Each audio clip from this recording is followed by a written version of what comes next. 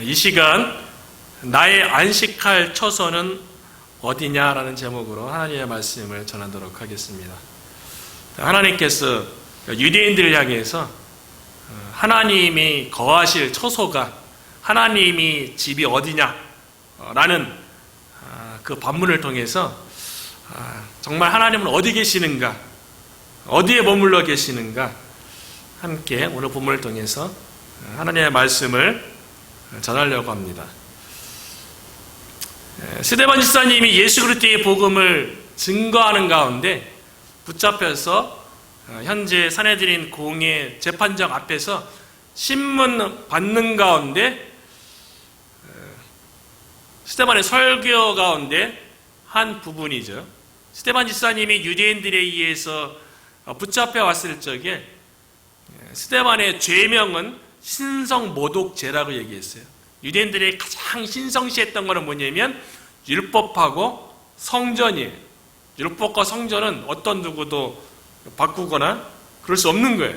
아주 신성시 되어지는 그 두 가지가 이제 율법과 성전이죠. 그런데 유대인들이 스데반 집사님을 잡기 위해서 거짓 증인을 세워서 이야기한 게 뭐냐면 스데반 집사님이 율법을 폐하고 성전을 허물겠다라고 말했다고, 이 두 가지 제명을 씌워서 지금 재판 받는 가운데 있는데요.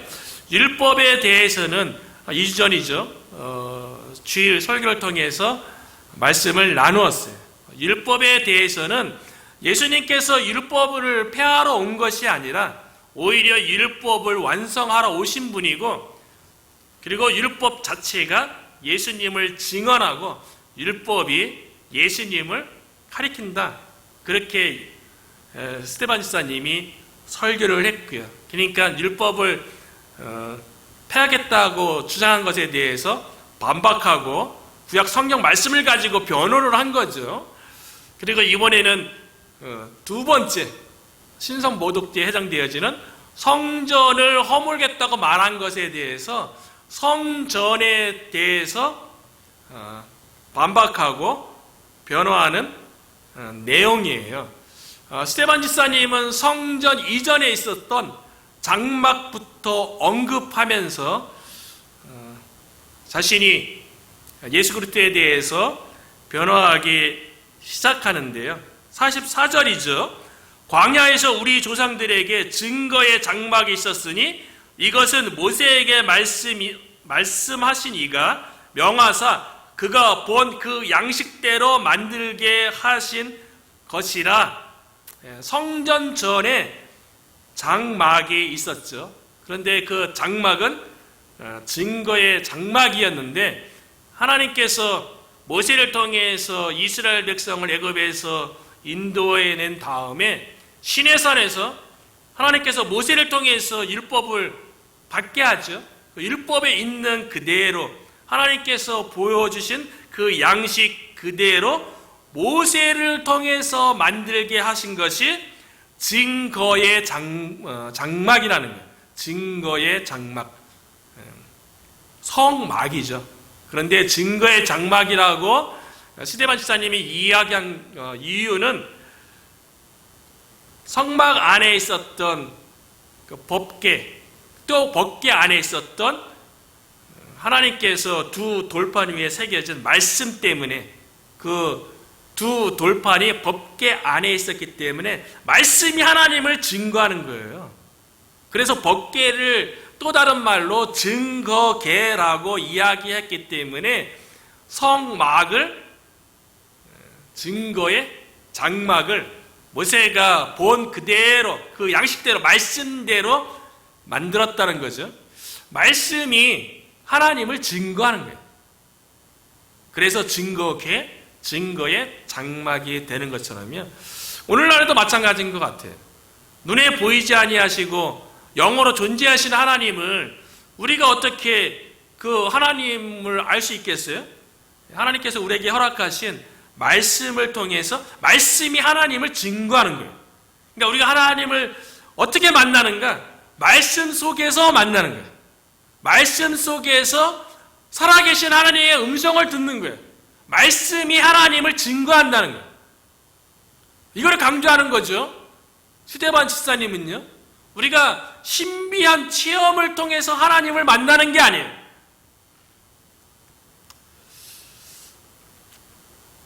그 만나 24시에서 인터뷰할 때도 그런 얘기 하시더라고요. 오늘날에 많은 사람들이 신비적 체험을 기대하냐고. 그래서 저는 그렇게 얘기했죠. 그거하고 점하고 같이 물어봤는데, 사람들은 신비적 체험하는 것이 마치 신앙이 좋은 거고 신앙의 올바른 열정이라고, 그래서 무슨 신비적 체험을 하면 그것이 마치 하나님에 대해서 깊이 아는 것처럼 얘기하는데, 나는 신비적 체험을 기대하기보다는 말씀 체험할 것을 기대하라고 제가 그렇게 인터뷰했거든요. 나중에 들어보면 이제 그렇게 이제 나올 거예요. 신비적 체험의 신비의 기준이 어디 있습니까? 없어요. 신비적 체험은 모든 종교에 다 있는 거예요. 기독교에만 체험이 있는 게 아니고요, 모든 종교에 다 체험이 있어요. 신비적 체험은 다 있는 거예요. 그런데 하나님을 증거하는 거는 오직 하나님의 말씀뿐인 줄로 믿어요. 그래서 증거의 장막이고 증거궤가 되는, 말씀이 증거하는 거거든요. 우리가 하나님을 체험하려면 말씀 속에서 체험하는 거예요. 그래서 말씀을 기대하고 말씀 체험을 기대하는 시대가 되었으면 좋겠다. 제가 이제 그렇게 인터뷰를 했는데요. 법궤 안에 십계명이 새겨진 두 돌판 때문에 증거의 장막을 모세가 하나님께서 보여주신 양식대로 만들었던 거예요. 이 증거의 장막이 하는 역할이 무엇입니까? 증거의 장막이 완성되었을 적에 그 위에 구름이 덮었어요. 그리고 하나님의 영광이 가득했어요. 이걸 통해서 장막 위에 하나님이 임재하셨음을, 그리고 앞으로 이 장막을 통해서 살아계신 하나님 앞에 나아갈 수 있고, 이 장막을 통해서 하나님 앞에 예배하고 하나님을 섬기게 되었음을 보여주는 거예요. 그 장막이 움직일 때마다 이스라엘 백성이 같이 움직였죠. 그 성막 위에 낮에는 하나님께서 구름 기둥으로, 하나님이 함께 한다는 증거로 구름 기둥으로 인지하셨고요, 밤에는 불 기둥으로 인지하셨어요. 그리고 구름이 떠오르면 이스라엘 백성이 같이 이동하는 거고, 구름이 머무르면 머무는 거예요. 그렇게 광야 40년을 이스라엘 백성이 지내온 거고요. 그리고 그 성막을 맨 제사장의 발이 요단강에 닿았을 적에 위로부터 흐르던 물이 멈추는 거예요. 그리고 그 성막을 맨 제사장이 가나안의 첫 성이었던 그 견고한 난공불락의 여리고성을 하루에 한 바퀴씩, 마지막에는 7바퀴 돌았을 적에 성막 중심으로 여리고성이 무너지는 역사가 나타났다는 거예요. 그 성막과 함께했던 이스라엘 백성이 결국에는 여호수아의 지도와 가운데, 인도함 가운데 가나안 땅을 정복하고 점령하게 되었고요. 그 성막과 더불어 이스라엘 백성이 다윗 왕 때까지 이르렀어요. 이것이 장막 시대예요. 장막 시대에는 장막 시대에 맞게끔 하나님께서 임재했고요, 하나님께서 움직이셨어요. 하나님께서 예배하는 곳이 성막이 있는 곳이에요. 그 성막이 가는 곳마다 그곳에서 하나님을 예배할 수 있었던 거예요. 그리고 성막이 가는 곳마다 하나님의 역사가 나타났고 하나님의 기적과 은혜가 베풀어졌던 거예요. 그런데 다윗이 하나님의 은혜를 입어서 하나님이 거할 집을 짓고 싶었어요. 그런데 하나님께서 허락하지 아니하시고 다윗의 아들인 솔로몬에게 하나님이 거하실 처소 성전을 짓게 하셨어요.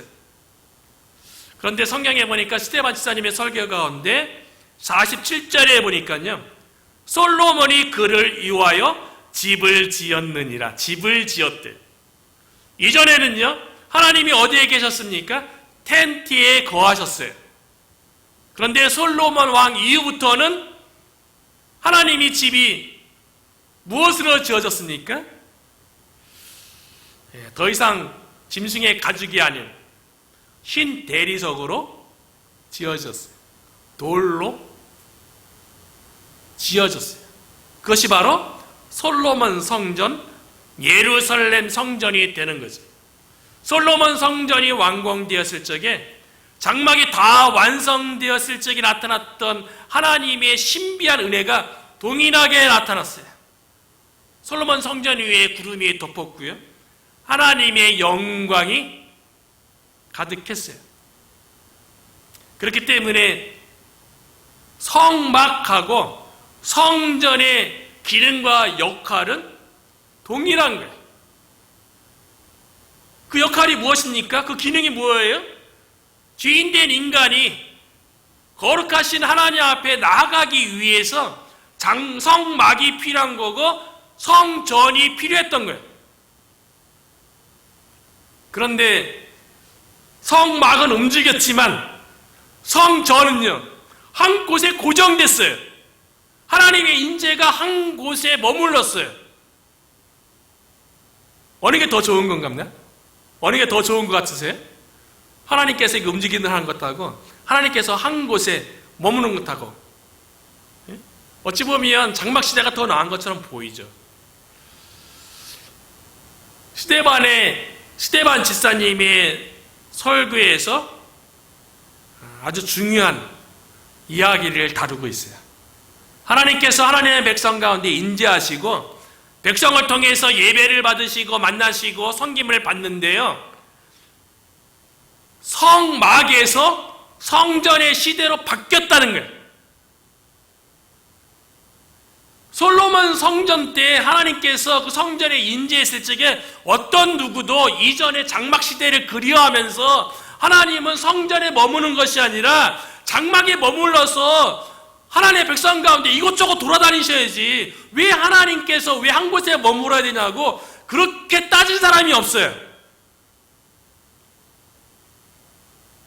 성막 시대에서 성전 시대로 바뀌었을 적에 성전에서 하나님께서 예배를 받으시고 하나님께서 만나주신다고 모든 유대인들이 다 동조하고 그렇게 받아들이고 예루살렘 성전에서 하나님을 예배하고 만나고 하나님의 음성을 듣고 하나님과 교제하고 하나님의 섬기는 일들을 했다고요.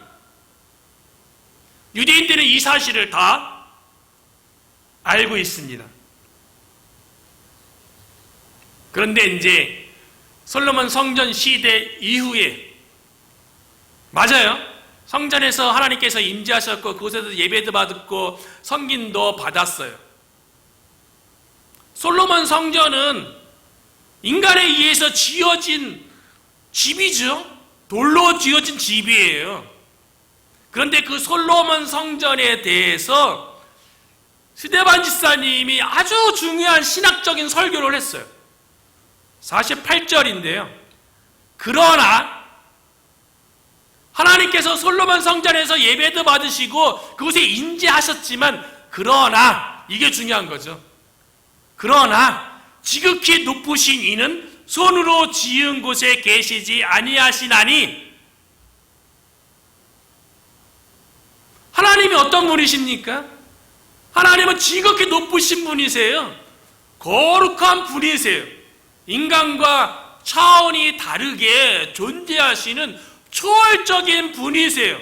그런 하나님께서 어떻게 손으로 지은 곳에 계실 수 있냐는 거예요. 아무리 솔로몬 성전이 아름다운 건축 자재로 아무리 뛰어나게 건축되었다 할지라도 그 지극히 높으신 하나님께서 한낱 인간에 의해서 지어진 그곳에 머물 수 있냐는 거예요. 지극히 높으신 하나님께서 온 우주 만물을 창조하셨어요. 인간이 아무리 뛰어난 건축 자재로 솔로몬 성전을 지었다 할지라도 하나님께서 만든 건축 자재 갖고 만든 거잖아요. 근데 하나님께서 만든 건축 자재 갖고 지어진 그 집에 하나님께서 머물 수 있나요? 그 지극히 높으신 분이요. 그럴 수 없다는 거죠. 만약에 그때 그렇게 생각했다면 지극히 하나님이라고 높이는 그 하나님에 대해서 그렇게 찬양하고 높일 수 없는 거죠. 요한계시록에 보면 하나님에 대해서 뭐라고 말하냐면요, 요한계시록 1장 8절에 보면 주 하나님이 이르시되 나는 알파와 오메가라, 이제도 있고 전에도 있었고 장차 올 자요 전능한 자라 하시더라. 이런 하나님께서 어떻게 인간이 지은 그 집에 한 장소에 한 시대에 머무를 수 있습니까? 하나님은 옛날에도 있었고 지금도 계시고 앞으로도 계시고 하나님은 전능하신 분이라요, 처음과 끝에 현재를 한꺼번에 다 보시는 분이세요. 요한계시록 21장 6절에도요, 나는 알파와 오메가요 처음과 마지막이라. 요한계시록 22장 13절에는요, 나는 알파와 오메가요 처음과 마지막이요 시작과 마침이라. 하나님은 시간을 초월해서 존재하시는 분이세요. 우리가 믿는 하나님이 그런 전능하신 분이세요. 우리의 과거도 알고 계시고 우리의 현재도 알고 계시고 우리의 미래도 알고 계시고 인류의 종말도 알고 계시죠. 그런 하나님에 대해서 시편 90편 2절에는 보니까요, 산이 생기기 전 땅과 세계도 주께서 조성하시기 전 곧 영원부터 영원까지 주는 하나님이시니이다. 영원 전부터 영원까지 계시는 분이 하나님이라는 거예요.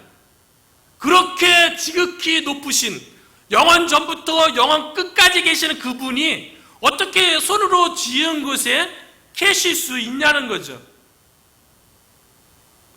장막 시대에 하나님께서 그 장막 가운데 임재하셨던 건요, 그 장막 시대에 하나님의 백성을 위해서 임시적으로 하나님의 백성 가운데 하나님께서 함께 하신다는 하나님의 사랑의 증표로 그렇게 보여줬을 뿐이에요. 영원한 것이 아닙니다. 하나님은 그렇게 존재할 수도 없는 분이세요. 장막 시대가 마치고 성전 시대가 시작되었을 적에, 솔로몬 성전 시대가 되었을 때에는 그 성전에 하나님께서 임재하셨던 것은 그 성전 시대에는 그렇게 하나님께서 하나님의 백성을 위해서 백성 가운데 하나님께서 함께 하신다는 증표로 성전 가운데 임재하셔서 예배를 받으시고 섬김을 받았던 거예요.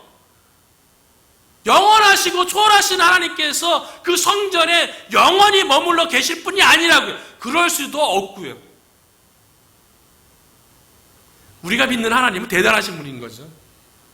영원 전부터 영원까지 계시고 시작과 마지막이고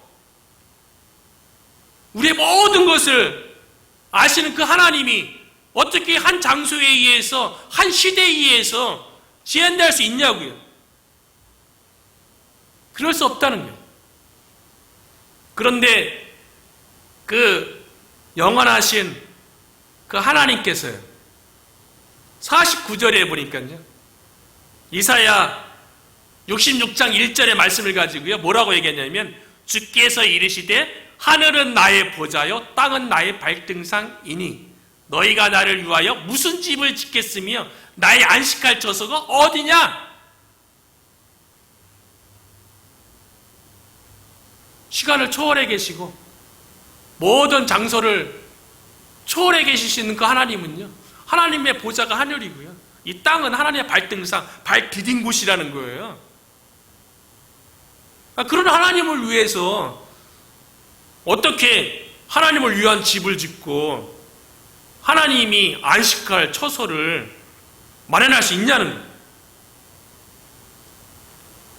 스테반 집사님이 이사야 선지자 말씀을 통해서 인용한 것은요, 이사야 선지자는 남유다, 예루살렘 성전에 있는 남유다가 바벨론에 의해서 멸망될 것에 대해서 이미 예언을 했죠.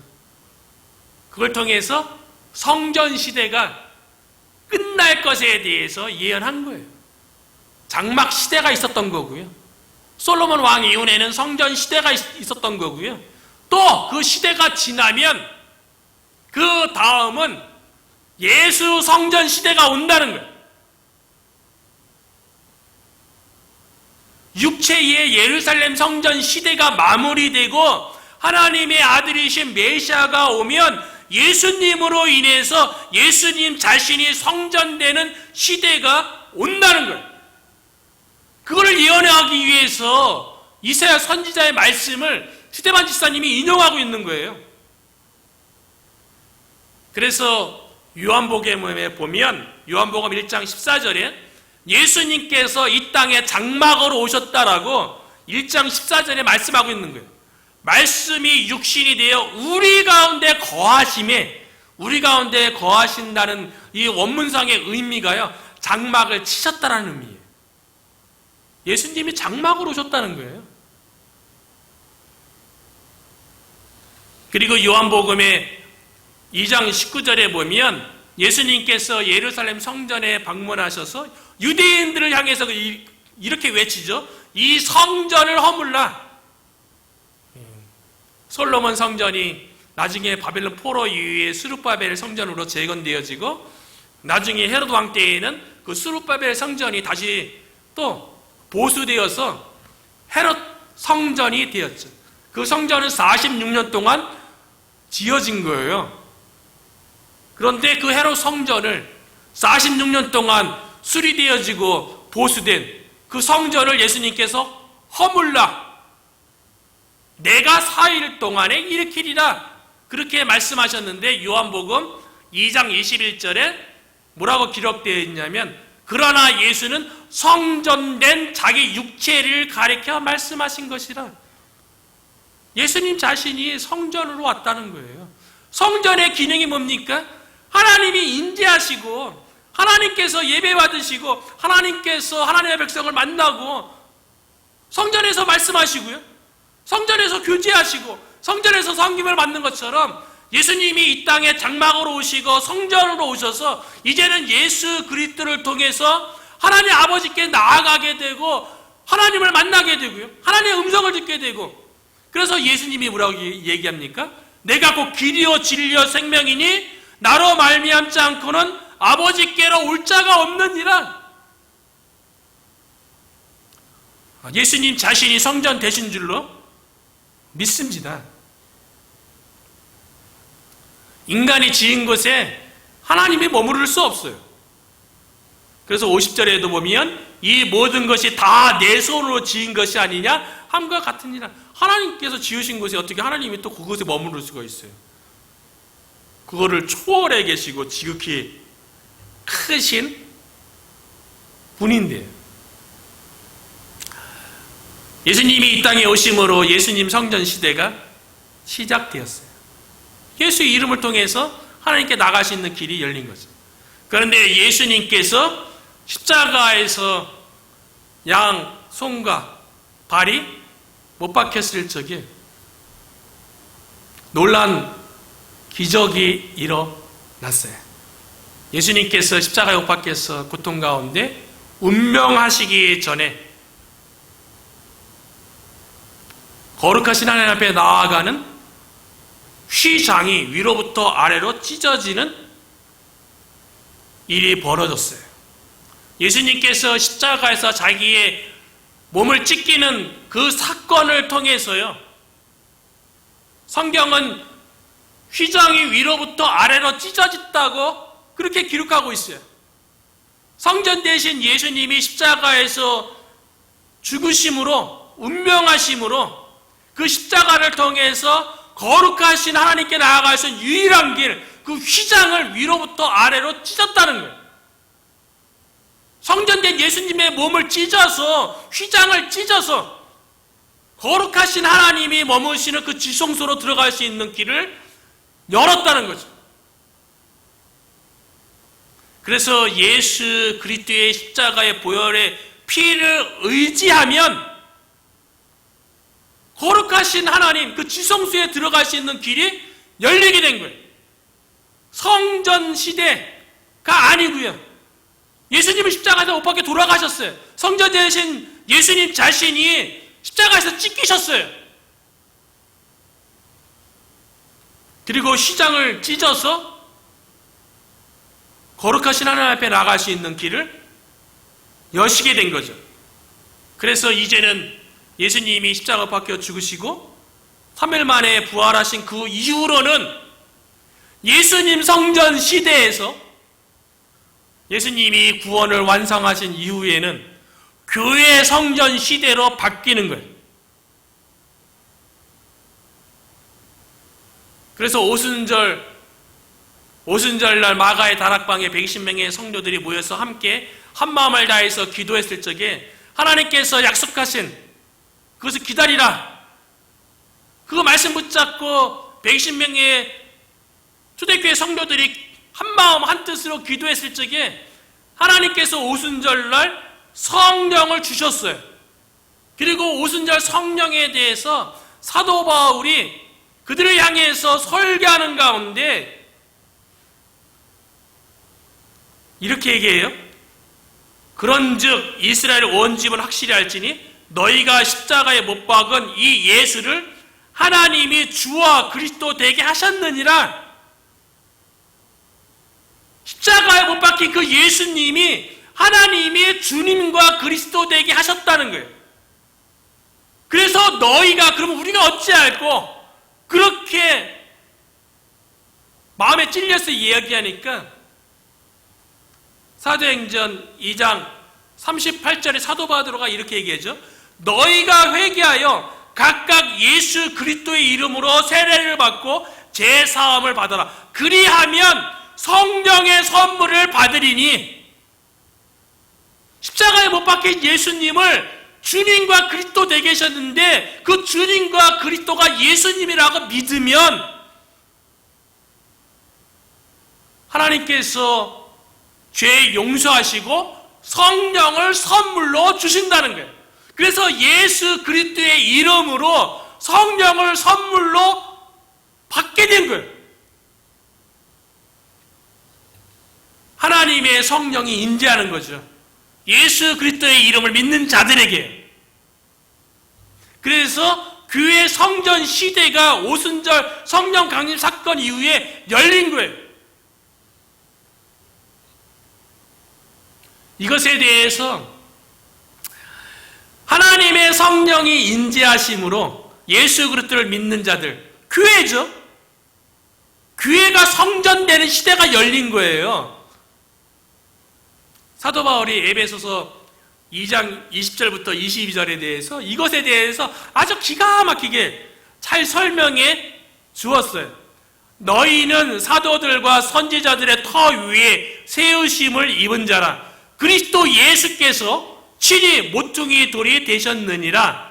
그의 안에 건물마다 서로 연결되어 주 안에서 성전이 되어가고, 교회가요 주 안에서 성전이 되어가고 너희도 성령 안에서 예수 그리스도의 이름으로 성령을 선물로 받았잖아요.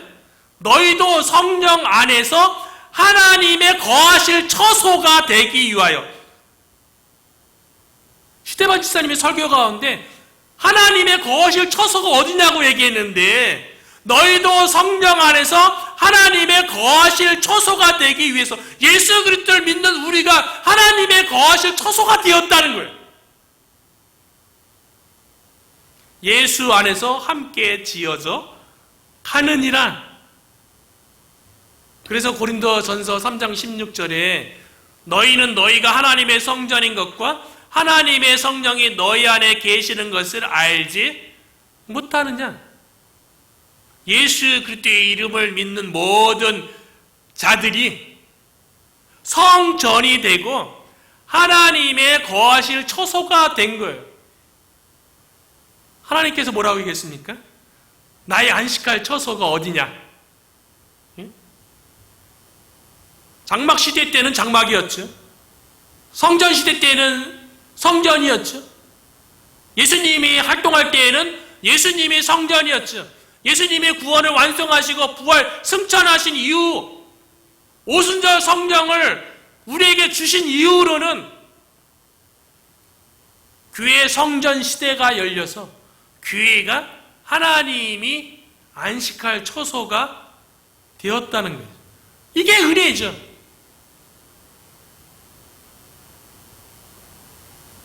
그래도 유대인들은 이걸 인정하지 않는 거예요. 예수 성전 시대도 인정하지 않고요.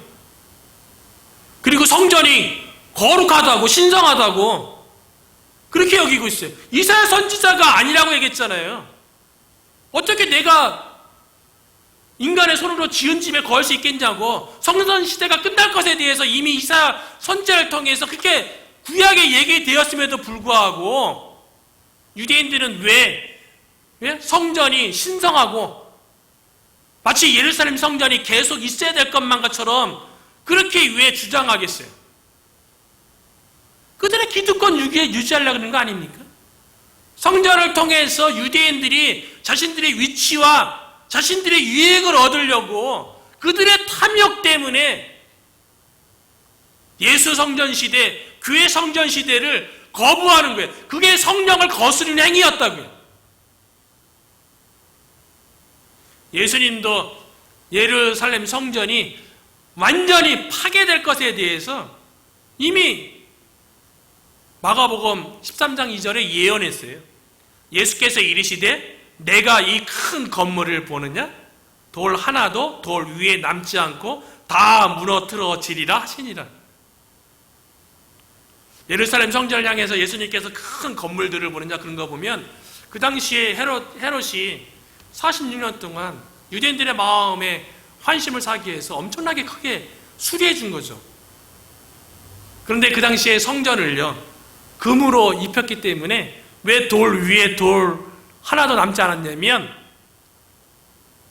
AD 70년에 로마 제국의 티투스 장군에 의해서 이스라엘이 완전히 멸망해요.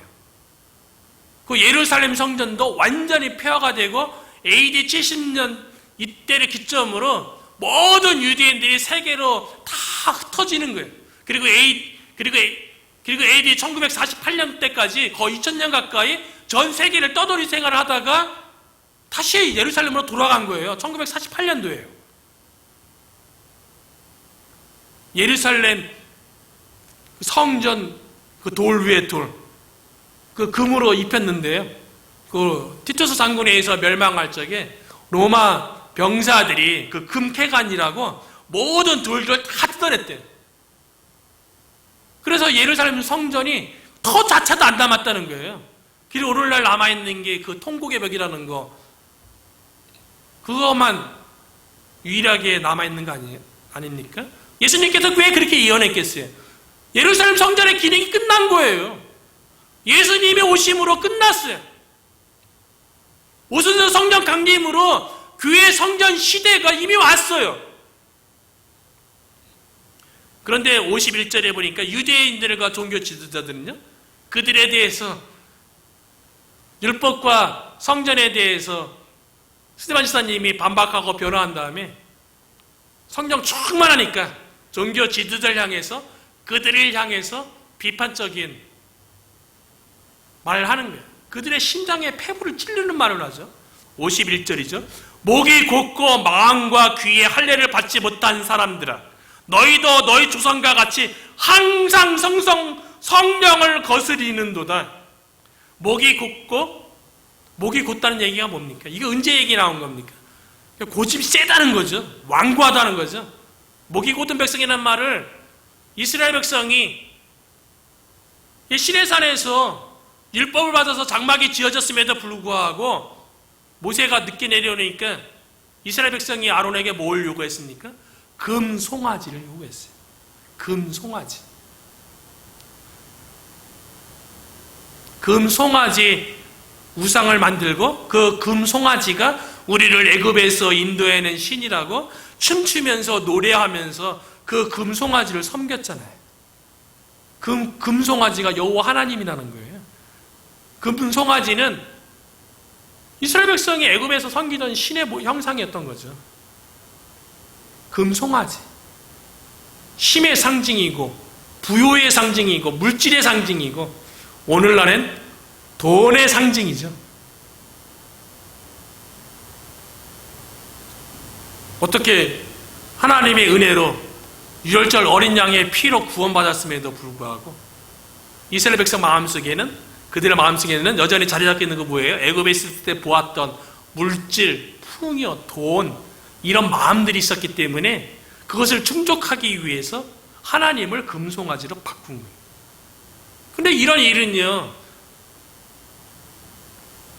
솔로몬이 위에 북이스라엘과 남유다로 만들어졌을 적에 북이스라엘의 초대 왕이었던 여로보암도 단과 베델에다가 그 당시에 다시 또 여호와 하나님이라고 만든 형상도 또 금송아지 아닙니까?